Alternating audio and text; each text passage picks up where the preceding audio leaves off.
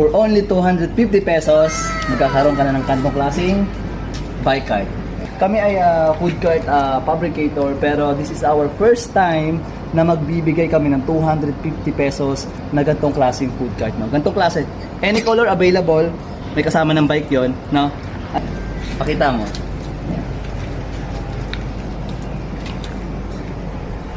Init. Dali.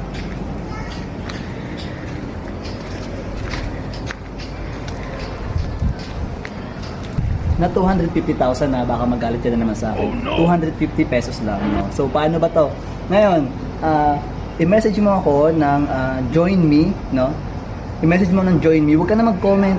Message mo na agad ako directly ng join me para ma-send ko sa'yo ang mechanic. So, kami ay food cart fabricator, pero this is our first time na magbibigay kami ng 250 pesos na gantong klaseng food cart, no? Gantong klase, any color available, may kasama ng bike yon, no? And bahala ka na rin kung ano yung tinda mo, siomai, patusok-tusok, kanto fried chicken, nasa sayo na yon. Pero 250 pesos lang. Yun lang, ulitin ko, mag-message ka sa akin ngayon ng join me para ma-send ko sa'yo kung ano ang mechanics. Yun lang. Have a good day and God bless everyone. Bye-bye. Message me. Message me.